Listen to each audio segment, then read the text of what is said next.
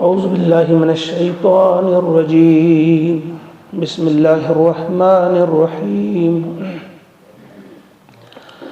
جنات عدن يدخلونها ومن صلح من آبائهم وأزواجهم وذرياتهم والملائكة يدخلون عليهم من كل باب آمنت بالله صدق الله العظيم۔ یہ آیت نمبر 23 ہے۔ آیت نمبر 22 تک ہم پڑھ چکے۔ 8 صفات گنائی گئی ہیں اولو الالباب کی، عقل رکھنے والے لوگ، جن کی 8 صفات ہیں جو ہم پڑھ چکے۔ جن کے اندر وہ 8 صفات ہوں ان کے لیے اب کہا جا رہا ہے کہ ان کے لیے کیا انعامات ہیں۔ فرمایا ان کے لیے ہے جنات، باغات ہیں۔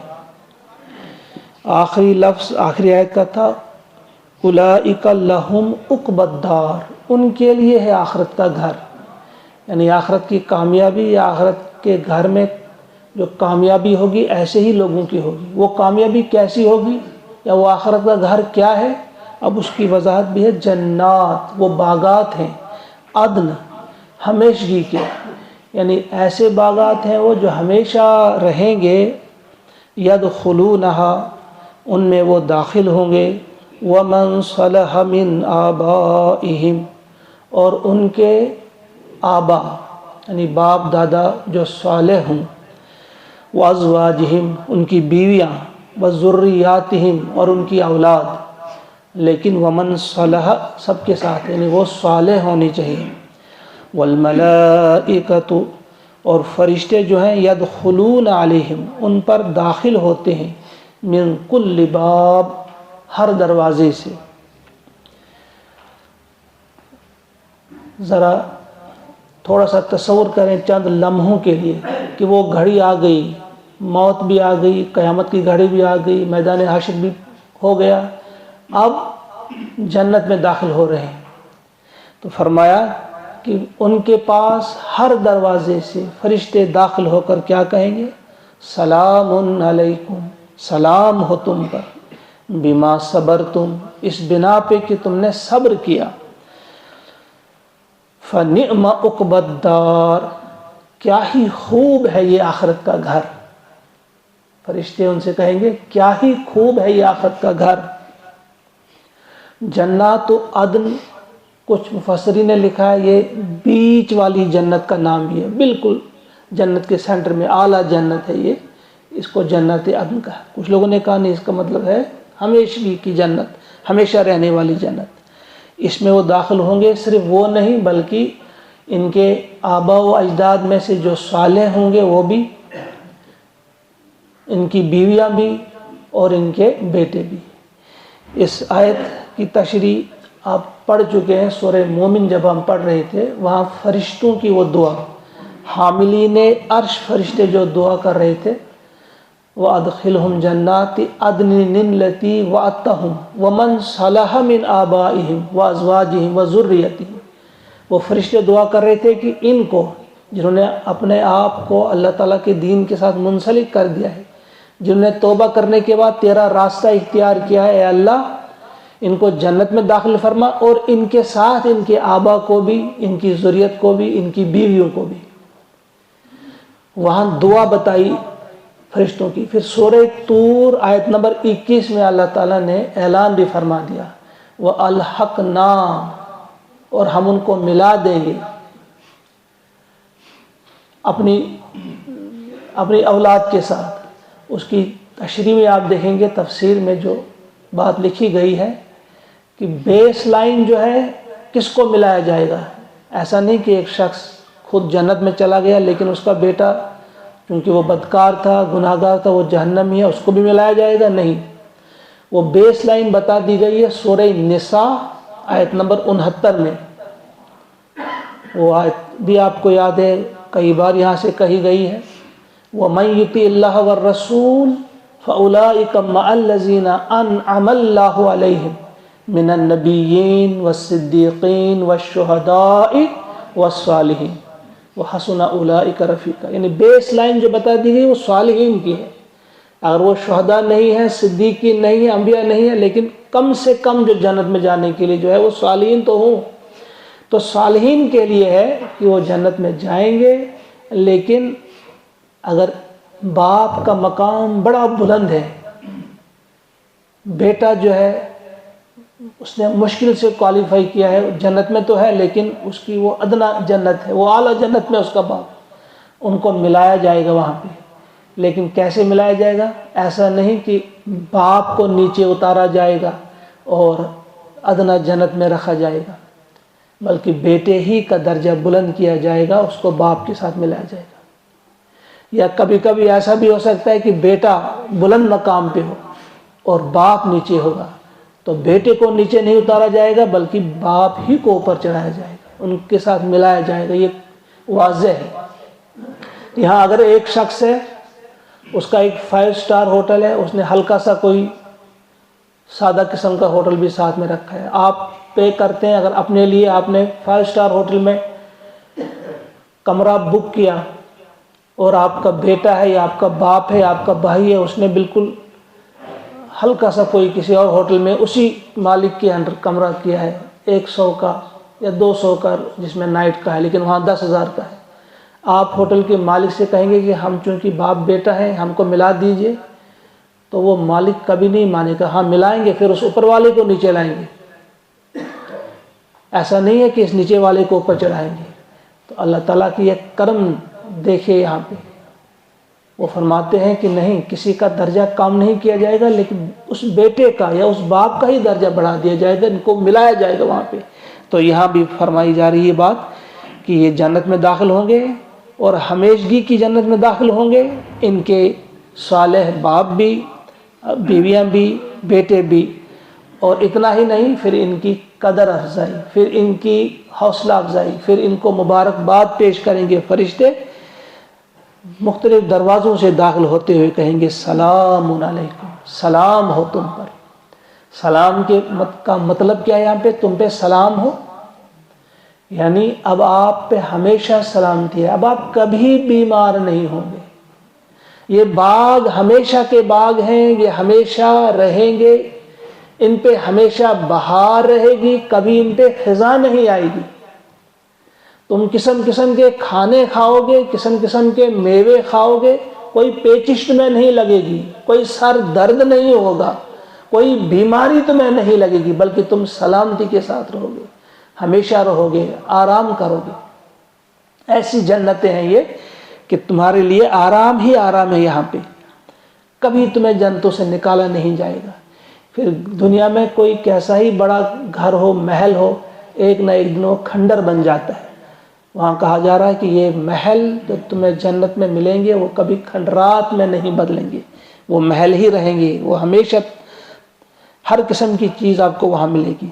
सलामुन अलैकुम बिमा सबरतुम, मगर किस बिना पे? यहाँ एक बात बता दी गई कि ये बागात तुम्हें मिलेंगे, ये जन्नत तुम्हें मिलेंगे।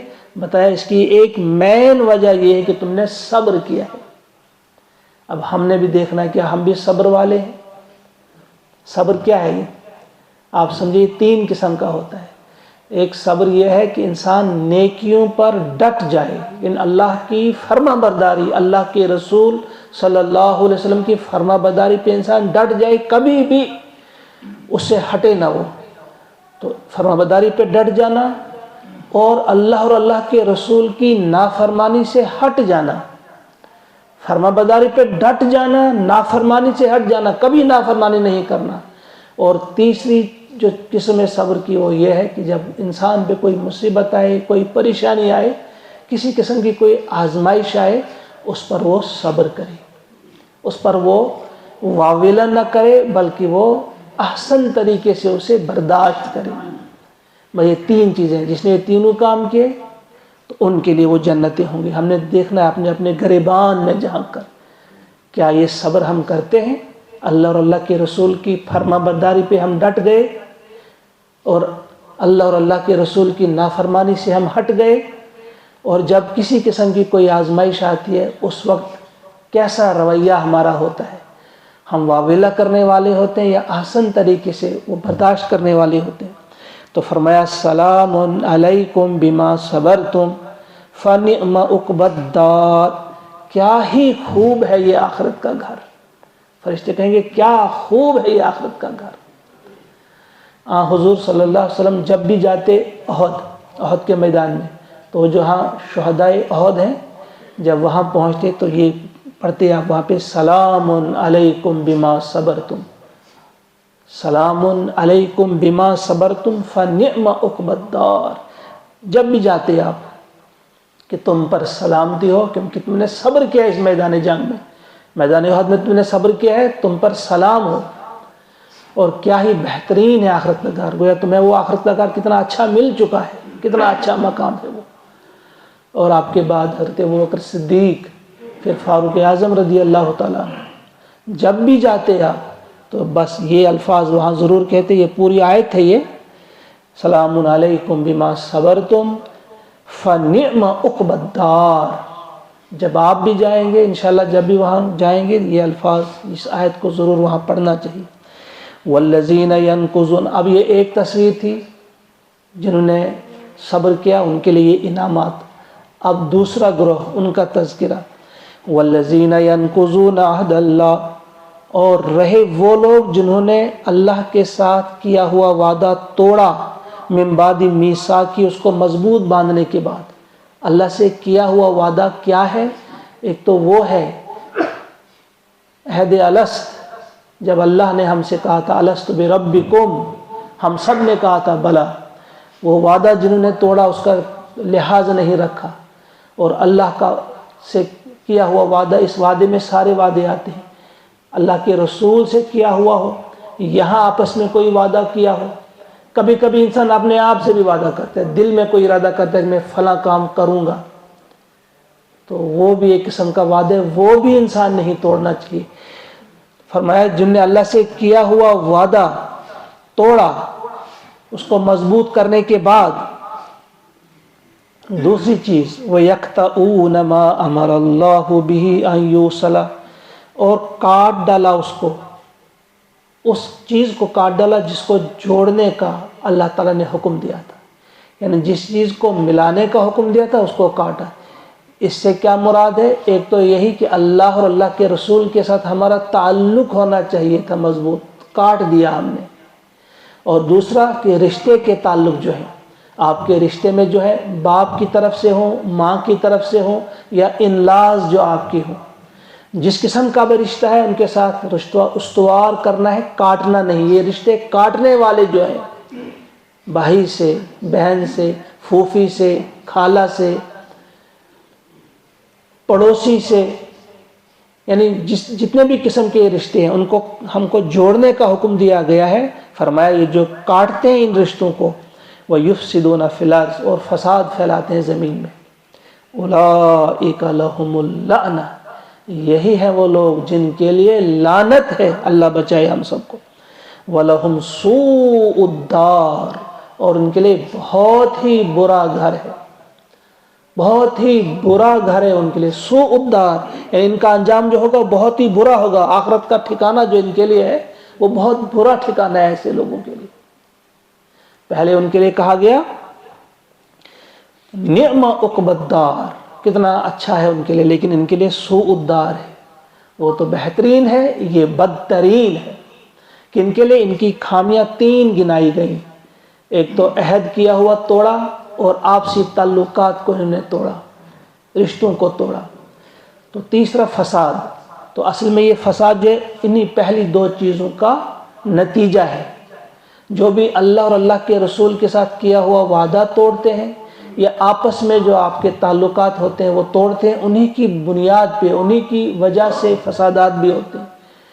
تو گویا پھر فساد انہی 2 کا نتیجہ ہے. تو یہ 3 چیزوں میں جو مبتلا ہوئے, اللہ تعالیٰ فرماتے ہیں یہی وہ لوگ ہیں جن کے لیے لعنت ہے, اللہ بچائے.